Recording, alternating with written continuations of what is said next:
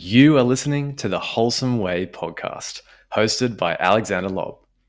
Please keep in mind, everything shared in this podcast is for inspiration only and shouldn't be taken as medical or professional health advice. If you're making changes to your health routines or lifestyle, please check in with a qualified health professional first. This episode will begin in 30 to 60 seconds. During that time, you're going to hear a few words from two of our very generous sponsors of the show with some pretty awesome offers. So listen to this. And now, on with the episode.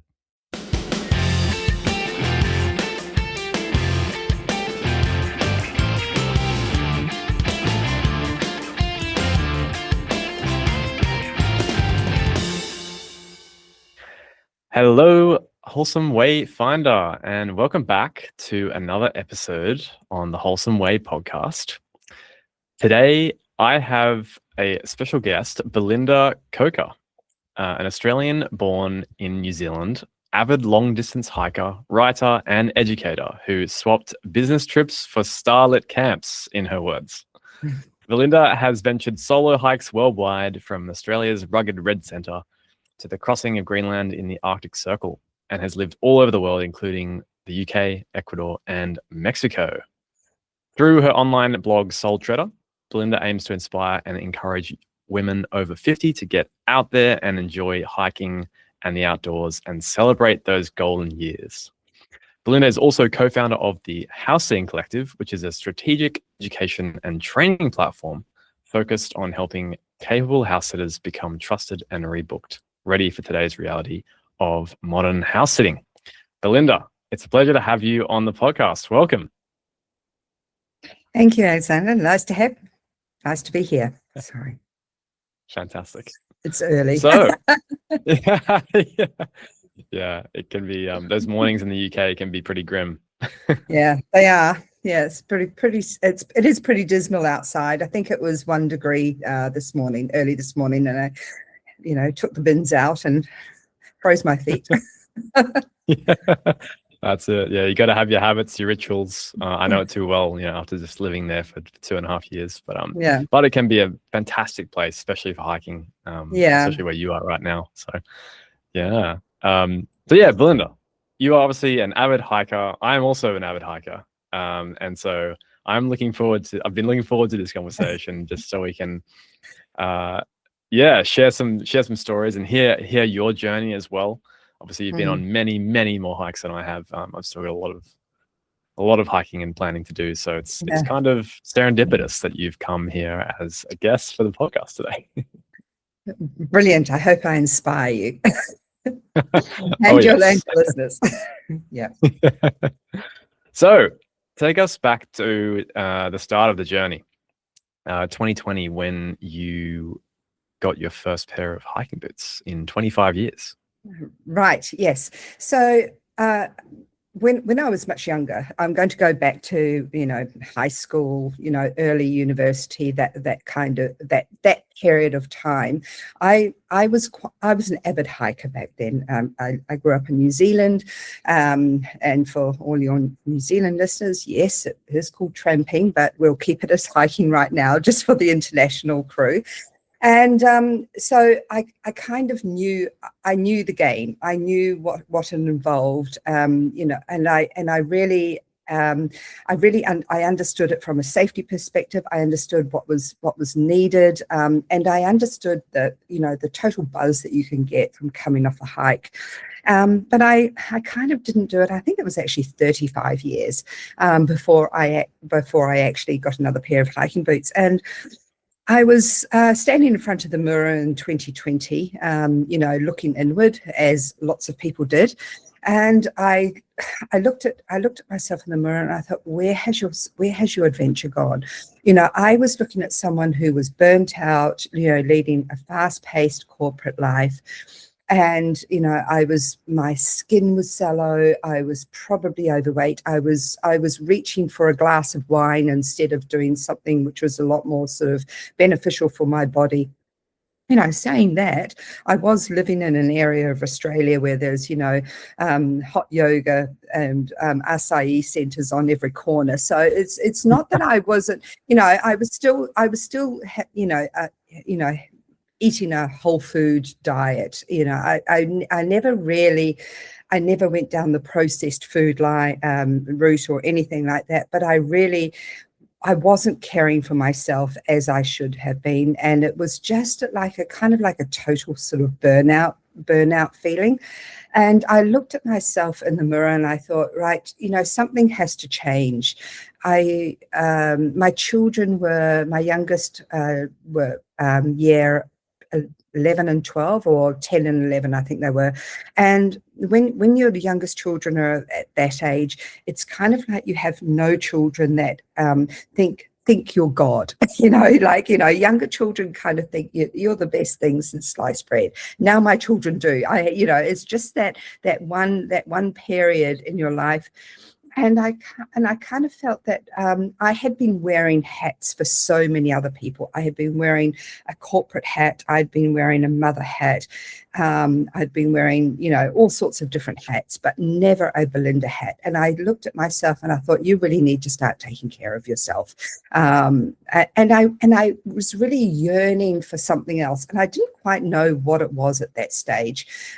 Anyway, so I kind of I knew I had a calling that, I wanted to go out on a hike, and I had several friends that went hiking. So I joined a meetup group, and and the meetup group was actually full of old people. And when I say old people, they were in their 70s and 80s, and there were only a couple of us who were in our 50s, or I don't think there was anyone younger. And I can remember it was a beautiful hike. It was probably about 17 kilometres, 12 miles for anyone who works in miles. And it was, it had quite a deep descent and ascent. And so it wasn't, it wasn't overly difficult, but it was pretty difficult for me being a first timer. And I really hadn't got cardio going for some time. And I can remember huffing and puffing, and I really felt like, the kids standing on the sidelines of a game. I really felt like everybody else was really was kind of top notch on this hike, and I was huffing and puffing. And I looked at these 70 to 80-year-olds, and they were fit and they were happy and their skin was glowing. And I thought, I want to be that. That's what I want to be when I'm that age. I want that. I really do want that. And I think in Australia we have a lot of very active seniors, compared to Europe, or definitely compared to the UK, and a lot of people in Australia they consider 70. They might be 70 years old and they're still out there surfing, and they're hiking or they're sailing. They really enjoy that, still embracing life. Whereas, had I been elsewhere, I think somewhere like the UK, I don't think I would have got there. I think Australia is extremely vibrant in regard to being senior. They really do embrace their seniority in a very, very healthy way. I'm not saying, I'm generalizing here. Anyway, so that was when I started to get back into hiking. It was just during the pandemic. So I was in Queensland. Our lockdown was pretty, it wasn't much to talk about. And so I began to hike twice a week, and I would get up at 3 a.m. and drive up to Lamington Park, and I would go for a hike, like a 7-hour hike, and watch the sunrise. It was just magic, and I really embraced it.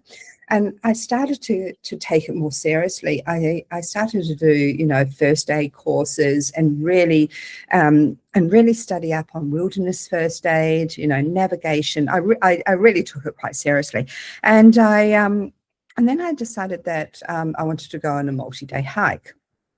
So I had my tent, I got all my bits and pieces. I had no idea what a shakedown hike was or anything like that, but I just sort of knew that and funnily enough, I fitted everything in that very first hike, which is actually the Great Ocean Walk, into a 30-litre backpack. I look back on how on earth did I do that? Because most people on their first hike, they sort of carrying this kitchen sink on their back. And Whoa, traveling light.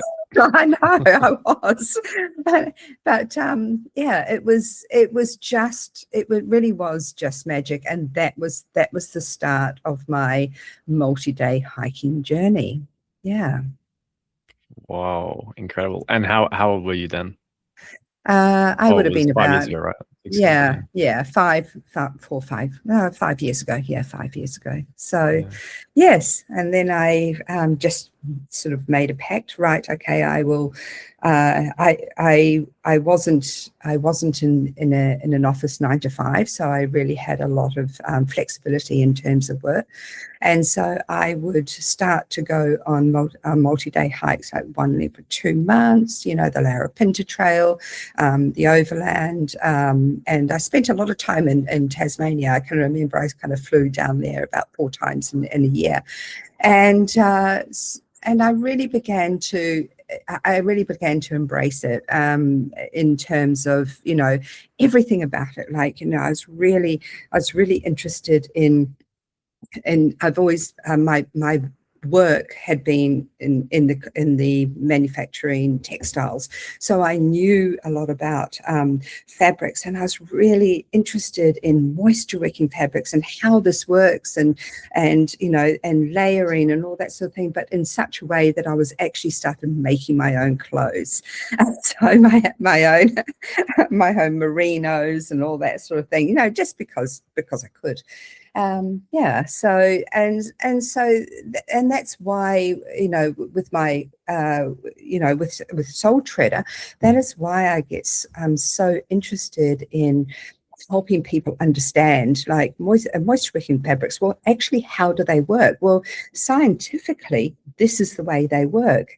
And yes, and you do need to have an area of air between yourself and the fabric, so the fabric can actually work properly. And scientifically, when people understand that, how the fibers in a moisture wicking fabric sort of channel the sweat away from your body, it's like, oh, okay, I get it. And the same with warmth and all that sort of thing. Yeah. Amazing. Yeah. And so it sounds like that, when in 2020, when you got you went on that first hike, 17 kilometers, it seems like it was the catalyst to change many other things in your life, including your career. Can you talk to me a bit about, tell us a bit about how, starting to go for multi-day hikes like you started seeing changes in other areas of your life? Yeah, definitely. So I began to, physically, I began to be a lot leaner, a lot fitter, a lot stronger. Hiking is actually an endurance sport. You're not walking on a suburban pavement. You're not doing this repetitive sort of walk where you're using the same muscles over and over again. You're walking on a track where you're using, almost every muscle in your body. You're really using your core, and psychologically, you're watching the weather. You're listening to your body. Am I too hot? Am I too cold? Am I thirsty? Am I hungry? What's the weather doing? What are those clouds doing? Are they thunderstorm clouds? Which way is the track? And so instinctively, you sort of need to know where you're going. Am I walking in the right direction? And suddenly, we've lost that instinct. And so you sort of bring in all those sort of instincts back as well, all about your own body. And so physically and mentally, you're working your entire body system. And I found that I found that my whole body would was starting to work together harmoniously as well. I would, you know, and also in terms of instinct, you know, we talk about, you know, maps now. Everyone uses Google Maps. You know, you need to find a way from A to B. You know, it wasn't that long ago where we would be driving with a Refidex or whatever on our knees, you know, to driving and flicking the pages over and trying to work out, you know, which street we're going up and down.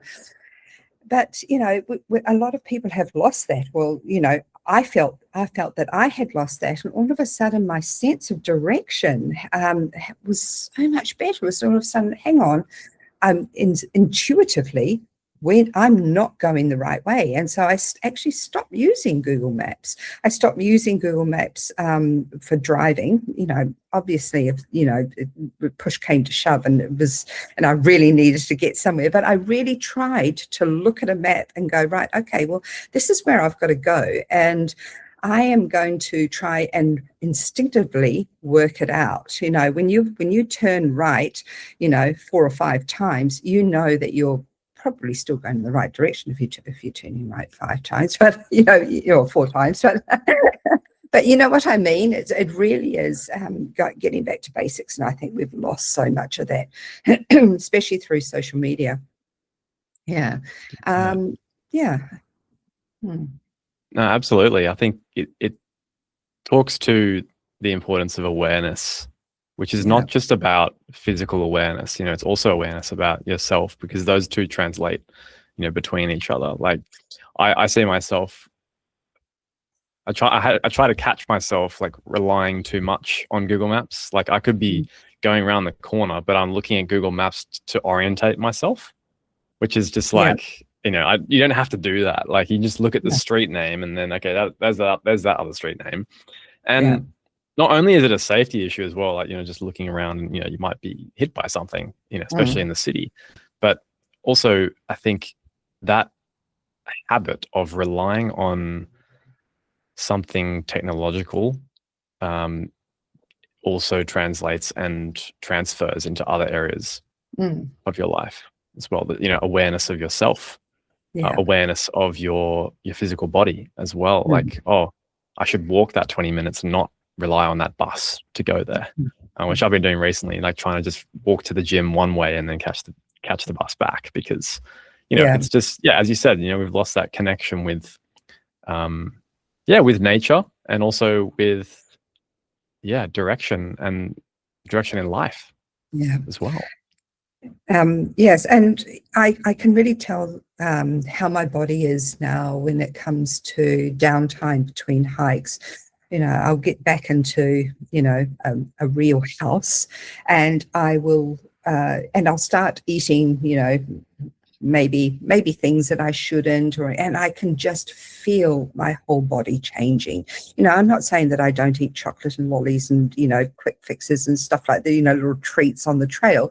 Yes, I do, but I'm also very aware of when my body needs protein, when my body needs magnesium, when my body needs carbohydrates, and when my body needs fats throughout the day. When you're not on the trail, or when I'm not on the trail and I'm within 4 walls, a lot of that goes by the wayside. And yes, my body might not need certain things because I'm not working it and I'm not in calorie deficit, but I can tell, I can feel in my body that I'm not eating what my body needs so much. And that really, you know, that really shouts out to me when I'm off the trail. Yeah, I love that. I can definitely relate to that as well on the few hikes that I've been on. But so I really liked your. I was, you know, reading through the Soul Treader. It's a very extensive guide, by the way. I really, really like it. And you know, you've got so much knowledge and practices and tips, and you've even got that interactive hiking packing list as well, which is awesome. I can't wait to get stuck into that, because I'm starting to do more teaching myself to code. Oh, that's awesome. Who knew hiking could take you to coding? Another crossover.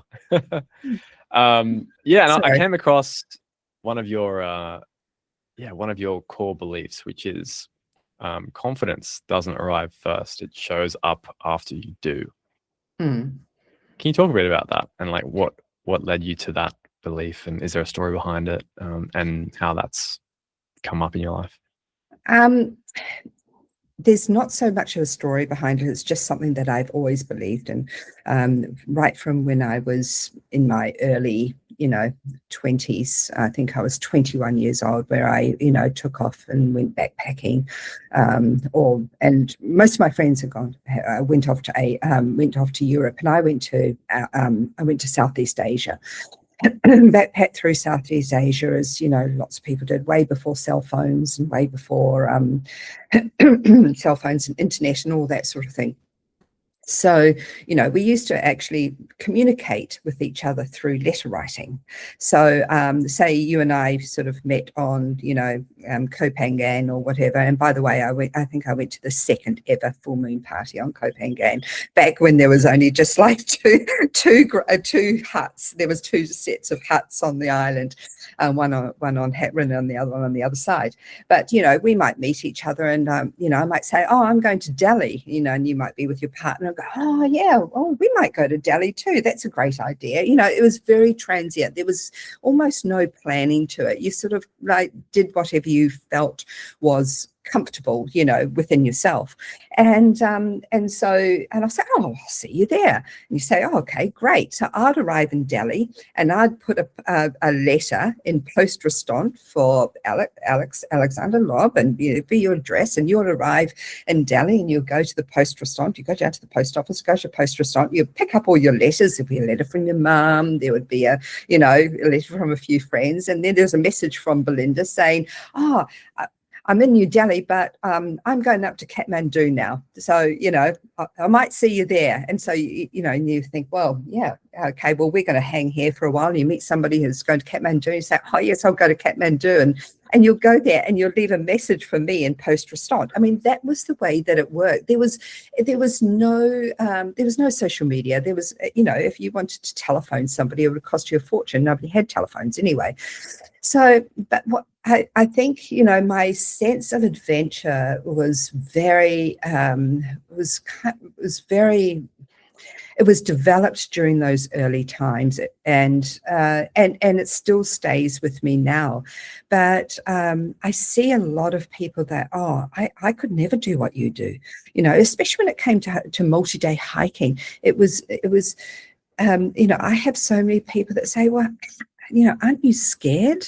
When you're out in your tent at night, aren't you scared? I am the most comfortable when I'm in my tent by myself in the middle of nowhere. And it really, for me, that I am in my happy place there. And, yes, I might, if I'm in bear country in the USA, I've actually woken up to bear scat outside my tent at night. And I know that I've got no food inside the tent, so I'm not overly bothered. Would I be scared if I heard the bear outside? Possibly, but I sleep so well in my tent that I don't. It's just like, well, if I get attacked by a bear, I get attacked by a bear, and I've, or a cougar or anything like this. At least I'm doing what I enjoy, and as long as I've got a respect for the nature, for the wildlife around it, it doesn't matter. I'm in their territory. And so I think it's more so for the number of people who have turned to me and said, I could never do what you do. And it's just in my many years of business travel, I had to sit at a restaurant table by myself many a time. And and I read it through social media. I could never sit at a restaurant table by myself. I could never do this. I could never do that. And I hear that so often, and I'm just like, well, and it got me to thinking, well, why? Why could you never do that? And it's, I don't have the confidence you have. So, well, Yes, I might come across as being very confident, but there are some things that I'm not confident about doing. I'm not confident with standing in front of a large group of people and talking, like maybe on stage or that is something that I'm not confident with doing. So let's start small. Let's start with podcasts. I'm just talking on a one-to-one at the moment, but this conversation is going to go out to hundreds of people. What's the difference between me talking to you now or standing on stage and talking to all your listeners before me? There's actually no difference, but this is so much easier. So just starting with baby steps, and then the confidence grows. No, I love that.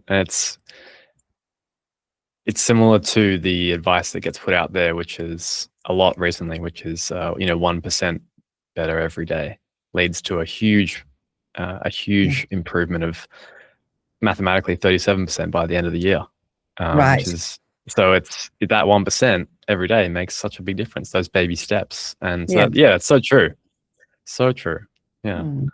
I wanted to touch on, you mentioned when you're out there by yourself in nature, like what has nature taught you about yourself and your life and the world around you? I really loved your principle, like leave no trace behind. Yeah. And I think that's a good way to adapt to nature. But yeah, what else has nature taught you about your life? Okay, so nature is much bigger than you are. You have little or no control about the weather. You have little or no control about, you might know that there's a river, you might know that there's a water source, in a particular place, but there have been times where I've gone to where I thought that there was a water source and there has been no water source. So it teaches you that you need to work within nature's boundaries. Nature doesn't bend itself to your rules or your whims or your desires. Yes, it can look pretty in a garden. Nature can look very pretty in a garden. You might plant this or you might plant that or whatever. But out in the wilderness, nature's its own beast, and it's beautiful. It's beautiful in its entirety because, you might be hiking up in the mountains in an alpine, not so much in Australia. Maybe up in the alpine regions in New South Wales and Canberra, you might get the alpine thunderstorms. But in Europe and America, the alpine thunderstorms are extremely scary. I'm actually, it's one of my greatest fears, and you really do see the full fury of of a mountain. It's just like, people go out to sea and they, and the storm comes and they get these, they 4-story waves I couldn't think of anything more scary, making a yacht go upside down and all sorts of things. That to me is just that scares me more than anything. But also nature has its own fury. Like a tree can fall down, a branch can fall down and kill you. So much can happen. And I had an incident recently.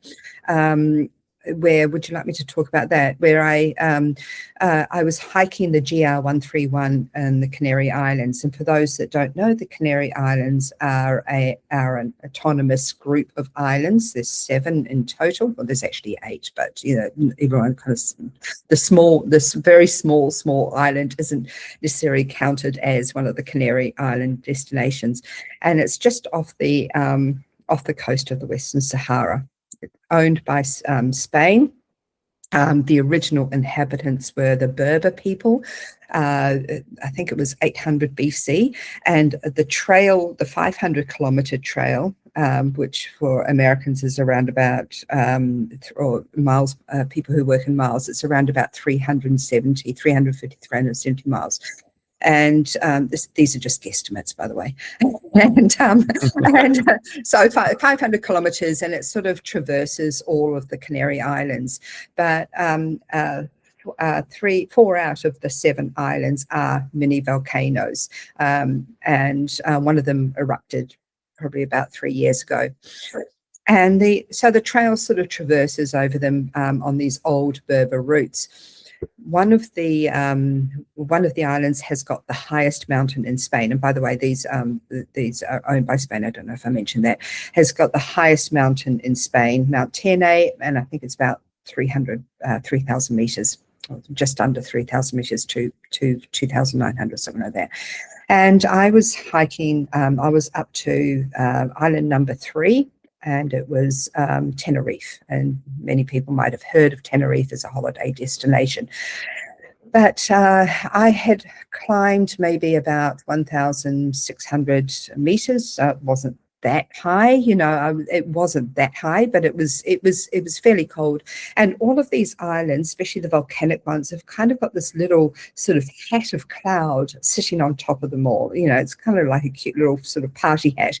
And so I got up into about 1,600 meters, and I got into the cloud, and I thought, I didn't think anything of it, because all of the islands I had traversed, I had got into cloud cover up the top. And I thought, oh, well, it's not a big deal. And then suddenly it started to rain. Not only did it rain, but it actually, the temperature dropped to 2 degrees.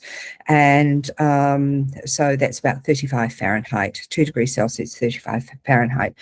And I got wet and I got cold very, very fast. And also I was walking on a slope, which is probably it seemed like about a 40-degree angle. So it was steep. There was nowhere to pitch my tent and, get under cover and get warm.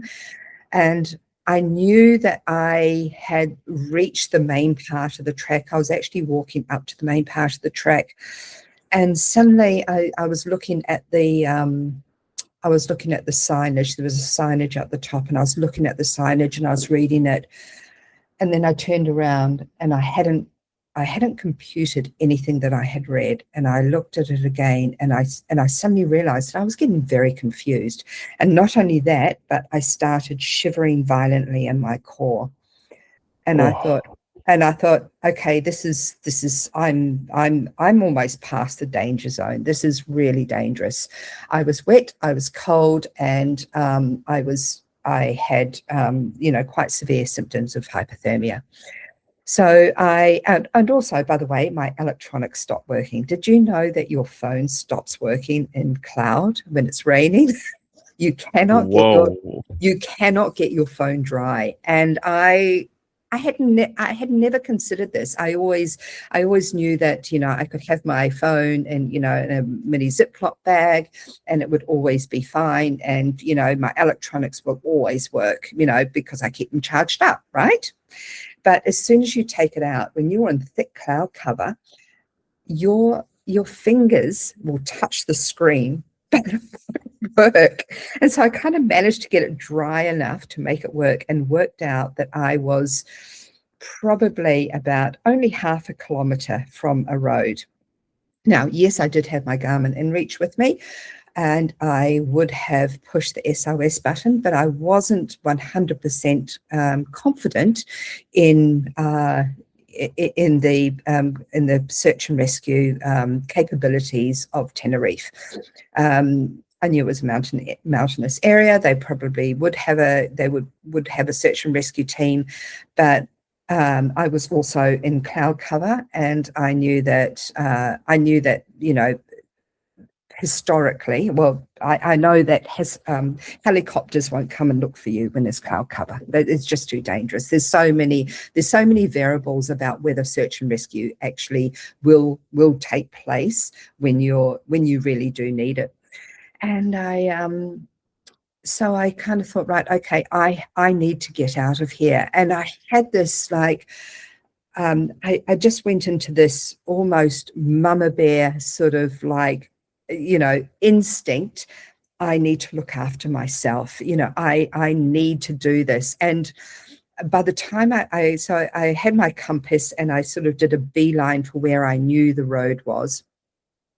And I got to the road, and by the time I got to the road, I really was stumbling. Like I would have had a little bit of trouble, sort of opening up my pack, anything like that. I really was a mess, and I sort of stuck my thumb out. There was a few cars going past, and I kind of stuck my thumb out because there's no bus routes, didn't have it. There was no reception either, and this lovely French couple picked me up and took me down to the nearest town where I warmed myself up gradually, and hot meals. And the other thing is I couldn't have made myself a hot cup of tea or a hot drink either, because I was cold soaking on that whole trip. So it was just like, yeah. So and I write about this. I've also got a book called Hike It Right: Health, Safety and Hygiene on the Trail, which is a free resource on my website.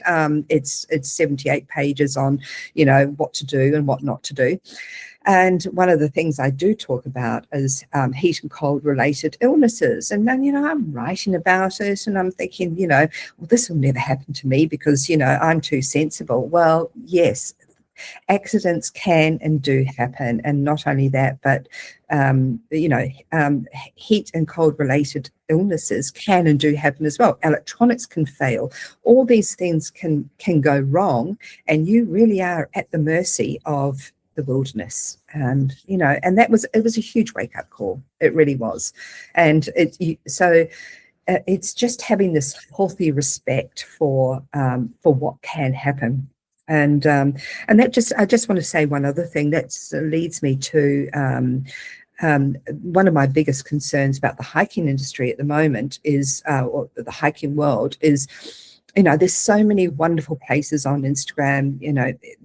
There's hiking to Everest Base Camp, hiking the O Circuit, whatever. There's so many hikes in the world that are on Instagram with pretty pictures and people running up and down trails, sexy little lightweight backpacks and all this sort of thing.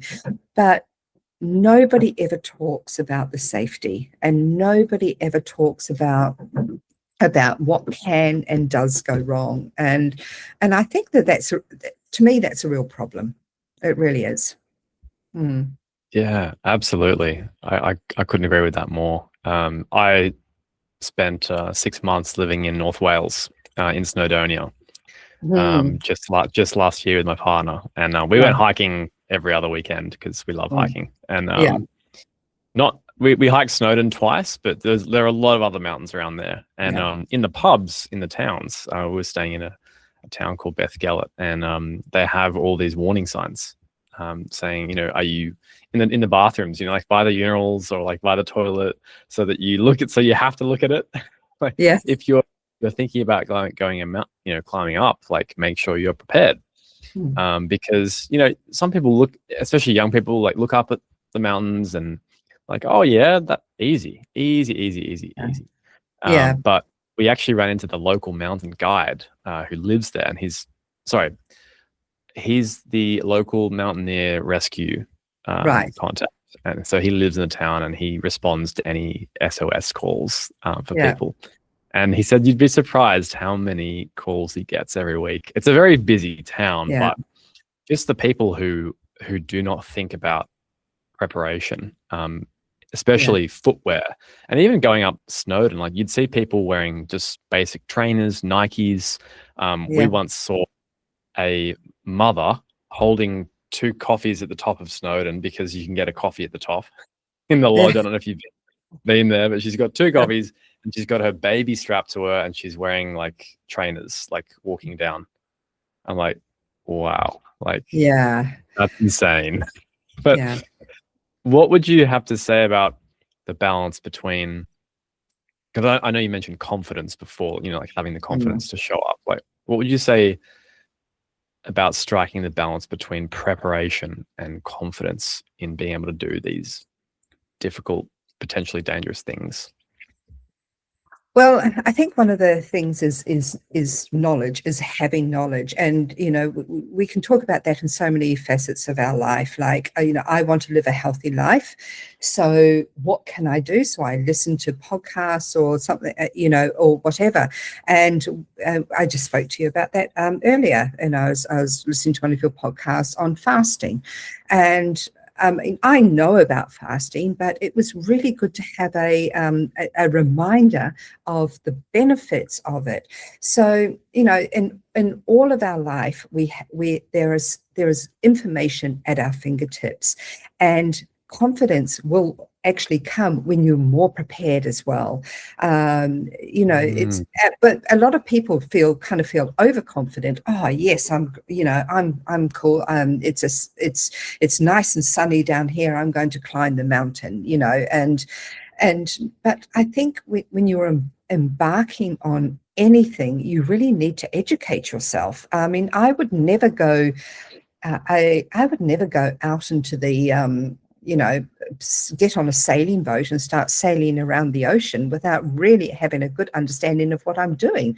And we can see this in Australia recently with all the with all the shark attacks. Everybody knows that the sea can be dangerous, and you go in there with a knowledge that you are stepping into seas where we do have sharks, and having that understanding and that knowledge. And yes, there is the odd time where there might be a tourist might go for a swim in Australian seas and not understand that that dusk and dawn is not a good time to go swimming, in an unpatrolled beach, or going for a swim in an unpatrolled beach, full stop, if you're not a confident swimmer, is not a good idea. And I think innately, Australians kind of have this understanding of the ocean. We all understand, there are a few rules, and we know that we need to abide by them. They're nature's rules. They're not necessarily, it's not against the law to go swimming outside the flags or on an unpatrolled beach. It's not against the law, but would you do it in a dangerous beach if you knew that it was a dangerous beach? A lot of Australians have an understanding of what a rip looks like, and if you don't, there's so much information about what a rip looks like on YouTube. And if we're just talking about that, if you said to somebody, they want to go for a swim out in the ocean, you say, well, do you know what a rip looks like? And they say, no, I don't. Well, here, take a look at this video, because that beach is renowned for rips, or it's dangerous for this, this, that, and the other. But with hiking, it really does go back to the social media. It goes back to all the wonderful trails and everything that you can see on social media. And so I think that gives everybody a false sense of confidence. And I do feel that that it's one of the things that you really need to educate yourself. Like, you would not take a boat out into an ocean unless you knew what you were doing, right? I wouldn't anyway. Yeah. So yeah, I think it's just education, and in education in all facets of life is, the information is there at your fingertips. Healthy living, anything. Yeah. Yeah, absolutely. Mm. Well, thank you for sharing that story, by the way, with the hypothermia story. I imagine that's quite a quite a vulnerable experience. Yeah, but a good yeah, I guess, as you said, like a wake up call. That and can I just say that the weather forecast was for a cloudless sky. Yeah. So yeah. There you go. It just shows you the unpredictability of nature. Yeah, and you can always be. I guess you got to have contingencies, right? And like anything, it's always you. And I love what you said about confidence. Like the more prepared you are, actually, the more confidence you're allowed to have, that you permit yourself to have, especially in hiking. So Yeah. it's a really profound point. Yeah. Take note of this, listeners. Be prepared. A cloud could stop you from using your phone.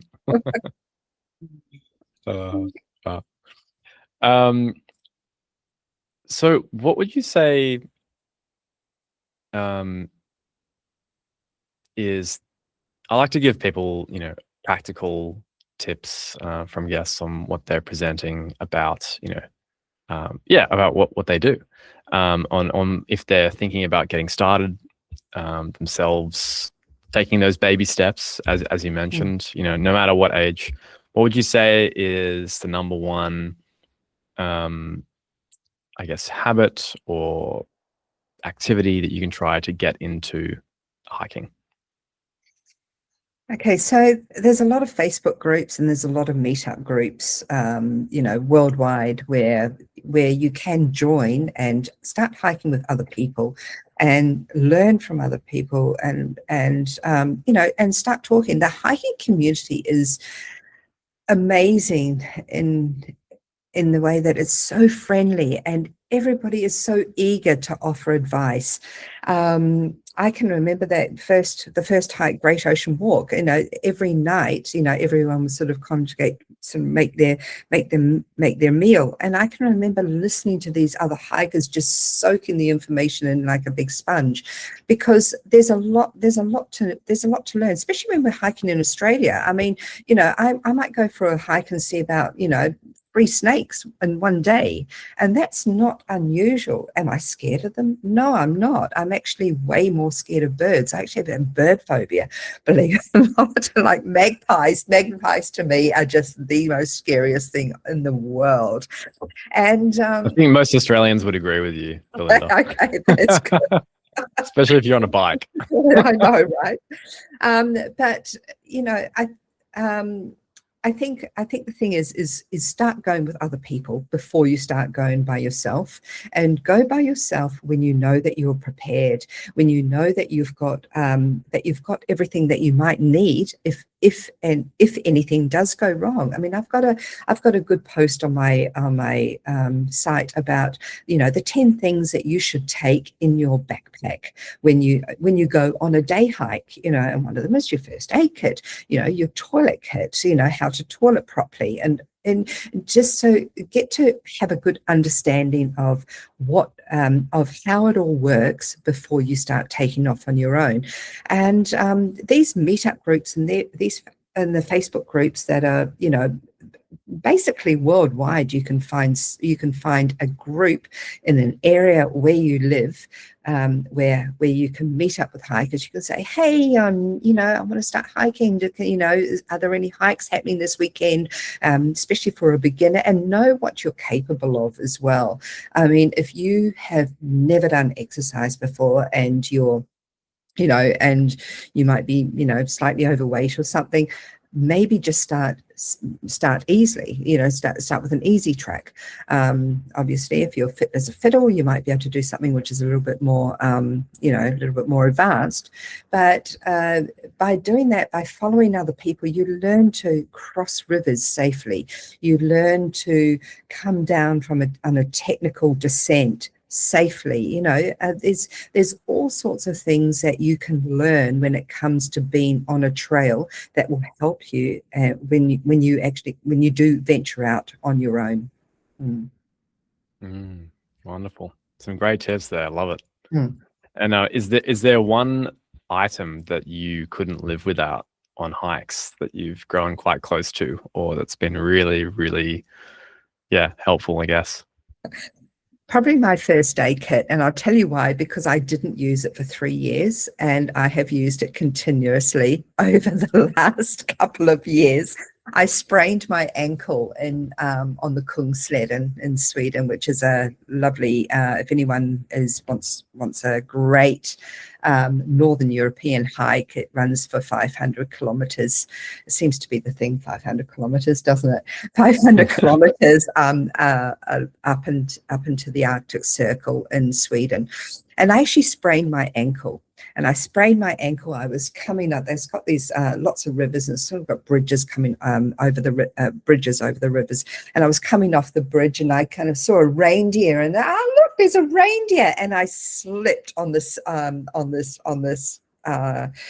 step coming down off this little bridge, and I had a really, really bad sprain. And yeah, it was horrible. But I think I went through every sort of ibuprofen and paracetamol tablet, but also, bandages, all sorts of things. And I've kind of used everything out of my first aid kit. The other thing is I really like my AeroPress. Love my AeroPress. What's an AeroPress? It's a nice little coffee maker. Oh, yes, the AeroPress coffee maker. Yeah, I haven't used it yet, but I've seen it around. Yeah. Right, yeah. I like my AeroPress. And the other one is obviously the one thing that you really can't do without is your toilet kit, your poop kit, to toilet properly. That's something that, you really need to have an understanding of, how to toilet properly when you're on the trail. I also have a great article about that if anyone's really interested. Yeah, so I think, those are, those two things are probably would go in my pack no matter what length of trail I'm hiking, because accidents can and do happen, and sometimes you will need to go. Yeah. Yep, we can all agree on that. Yeah. Belinda, as your journey in the hiking world continues, and also with your business, Soul Shredder, and the House Sitting Collective, what are you most excited for coming up in the next few years? In the next few years, can I talk about in the next couple of months? Absolutely. There's no limit to the period to time. I am really taking each year as it comes. I really am. I'm just looking forward to leading a wholesome life and doing what I enjoy. I'm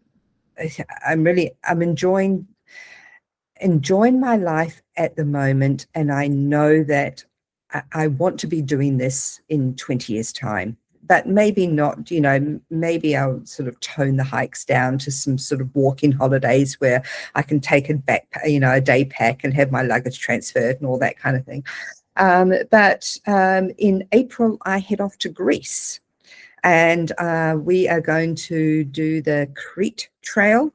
We are also going to do the Long Pelion Way, which is a brand new trail in Greece over the Pelion Mountains, and the Melionian Trail as well. So 3 back-to-back Greek trails. I've never been to Greece before. Really excited about going to Greece. And so, yeah, and I do have, I have all the hikes sort of planned out for the rest of the year. And then I kind of know which hikes I want to do for next year, but we always have a plan B as well. So we being my partner and I, for example, after we come back from Greece, we want to hit the Cape Wrath Trail in northern Scotland, which is reportedly the most difficult trail in the UK. I'm not quite sure because I've looked at the elevation. I don't think it's that difficult, but it goes right up to this top northwestern point, Cape Wrath, and it's about a 3-week trail. So that's going to be really exciting. But if the weather's foul, we need to switch to Plan B. Yeah, and awesome. Plan B important. Yeah, yeah, yeah. Well, Cape Wrath definitely sounds like it could be pretty tough.